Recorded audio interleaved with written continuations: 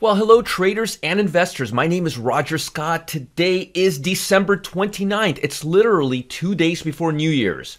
I've got a lot to talk about. I got a lot to prepare you for. So what do I say? Let's get into it right now. So overnight futures are a little bit higher. They were higher yesterday, but they settled off. We had a little negative rundown on the Russell yesterday before the close, and the Russell is starting to lag again. Nasdaqs are up pretty well. The Dow's up pretty well. The broad market is high, but don't expect a massive week. It's a fragmented week. We got New Year's holiday right here. Anytime you have a fragmented week, especially during Christmas and New Year's, you're going to have people on vacation, people taking off, people doing their thing. The markets are not going to be on all four wheels, okay? There's going to be some fragmentation. There's no major weekly data that's going to be very impactful. We do have jobless claims on Thursday, but again, I think the stimulus, it's what's running the show right now, and that's what I want to talk about. But again, futures are a little bit up overnight, actually quite a bit overnight, not the Russell, not the small caps, which is kind of interesting because they have been outperforming the broad market. And again, the jobless report, what we want to see is we want to see a number dip down. Anything below 800,000 at this point would be good because these claims are going back up to the pre-COVID levels, or to the levels that we've seen, not pre-COVID, but the COVID levels that we saw in March and April of this year. I'd like to say last year, but we're still in 2020. So keep your eye on this jobless claim number. That's the big report of the week. But again, I believe the week is fragmented and we're not going to really see big impact of this till next year. As far as the news, the big news is the Nikkei 225 hit 30-year high after President Trump signed a $900 billion economic package. Wall Street set fresh record on Monday. But again, I'm going to show you how momentum levels are overbought after Trump opted not to veto the bill, helping to staunch uncertainty. Investors have been pushing for their support for months. It combines $900 billion in COVID aid with a $1.4 trillion spending bill and reams of unfinished legislative spending on taxes, energy, education, and healthcare, which is really good. This healthcare, the part that's going to healthcare, is going to be very big, I believe, in the next 2 years because we have a major issue with healthcare, and I think the government with a Democratic president is going to be more mindful towards healthcare. So we're going to see a lot of government aid and government spending towards research and health, in my opinion, over the next few years. The hope is that the measure will help tide the economy over until the vaccinations can bring surging infections under control. I don't know if that's going to happen or not. I think the markets are going to be stable. I don't think we're going to have a crash or anything, but I think we're going to have to cool off because we need this money, and the market was ready to cool off before this $900 billion influx. So we got to be very, very cautious, as I will show you why in a minute. Now, the U.S. economy continues to deteriorate under widespread COVID outbreaks, infections, hospitalizations. Things are not looking pretty right now. So the promise of more relief for Americans helps reduce uncertainty, which is exactly what we need right now. And crude oil is trading above $48 a barrel, which means frackers are actually making a little bit of money on a per barrel basis that they're buying. Now, here is the problem that I'm seeing right now. Momentum levels. Folks, I know. I'm always too soon to the party, but this is a 5-year level. Look at where the Nasdaq is right now. We're in that danger zone. And if you look here, this is a 5-year chart. Let me go 10 years. You will see here, one time we've been in this level, 2 times, 3 times, 4 times, 5 times, 6 times, 7 times, 8 times, 9 times, 10 times, 11 times in 10 years. So we typically go to these levels once per year. We've already been to these levels twice this year, and we're grossly overbought. Now, that's the Nasdaq 100. That's the stay-at-home stock. So you may be thinking to yourself, well, that makes sense. That makes sense in light of what's going on. But look at this. This is the S&P 500, and this is not the number of stocks trading above the 50-day moving average. This is the number of stocks trading above the 200-day moving average. If you look at this number right now, you will see that the number is at the highest level we've been since 2011.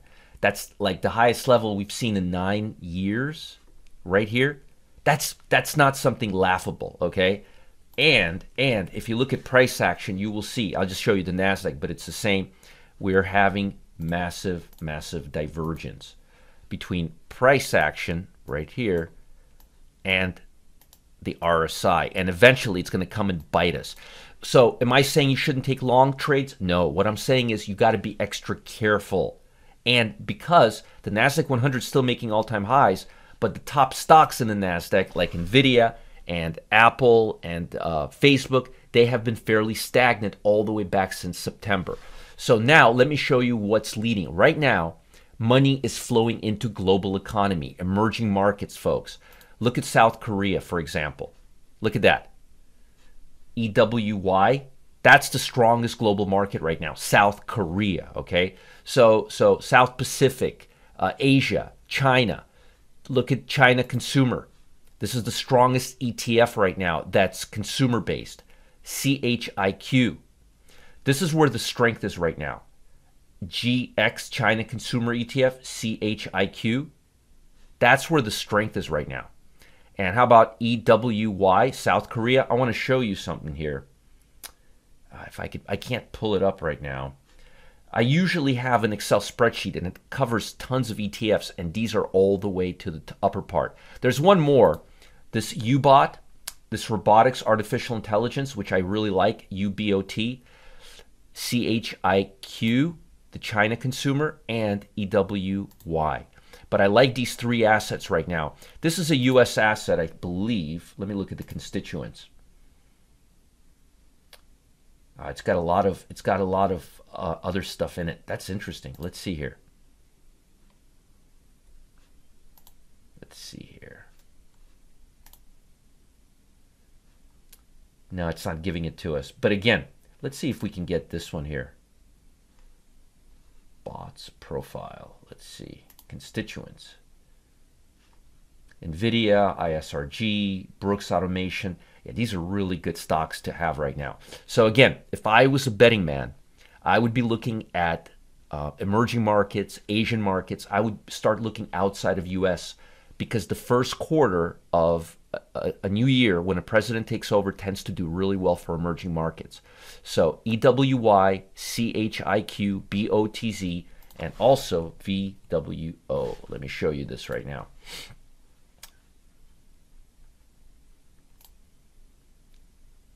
It's time to start looking a little bit away outside of the US. Look at that. This is a 10-day moving average. We're way above the 50-day line. So VWO, CHIQ, EWY, and the last one was, let me give you that one here. Bots, GX Robotics, Artificial Intelligence. Who wouldn't want that one, right? It's actually this. This is the one, UBOT, UBOT. But that's where I'm looking right now. And this is a fresh ETF. It just started trading a little while ago, and it's already at like a year and a half, 2 years ago. And if you look at this chart over time, you will see that they're doing something right. But the bottom line is I think U.S. stocks are getting a little bit top heavy. South Korea, China, Chinese consumer stocks, CHIQ, UBOT, artificial intelligence. Start looking at ETFs for the next few weeks. I think that's the best place to be, and I think emerging markets is the way to go. Now, folks, I'm willing to bet most of you don't know this, but a stock market pattern has been repeating itself since 1989. And I kind of talked a little bit about it during this video. You might have not caught up on it. But in the year of a new president inauguration, an explosive market hidden inside your brokerage account has historically proven to soar. And yes, you have access to this market inside a regular stock brokerage account. Even if you don't like President-elect Joe Biden, the reputation of the Democrats favoring smaller companies previously doubled the size of some of the companies in this sector. Folks, it's about making money. It's not about your political affiliation anymore. Forget about that. Leave it alone. Whatever it is, God bless you. Let's talk about making money. Making money. Doesn't matter who the president's going to be. We want to make money from whoever it is. So once Biden is sworn in, big things could be on the horizon for your portfolio if you know where to look. And again, the reputation of Democrats favoring smaller companies previously doubled the size of some of these companies.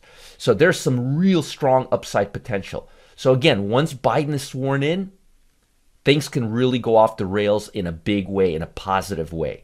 Again, there's a lot of markets. I'm going to be talking about it. I'm going to spend an hour with James West on it. But you got to click the link below and you'll discover what I'm calling my #1 prediction of the year. My #1 prediction of the year. You cannot afford to miss this. I do this every year. This is my third year in a row. You guys are going to have the best time ever. You're going to learn a lot. You got to follow the link below. You're going to learn my #1 prediction for the year. You do not want to miss this out. This is going to be the best presentation ever. You're going to get some amazing nuggets from myself and James West. Check this out. Follow the link below. This is an opportunity to start the new year, 2021, on the right track, leave 2020 behind, and make a change. Hopefully make a change in your life. You know, always try to make new changes positive for your life. You know, like people go to the gym New Year's. Make a plan and stick with it. Make some money in 2021. I'll talk to you guys later. But again, click on the link below to discover what I'm calling my #1 prediction of the year. You don't want to miss this. And I hope each and every one of you has an amazing, amazing 2021. Leave me some feedback here. Bye, guys.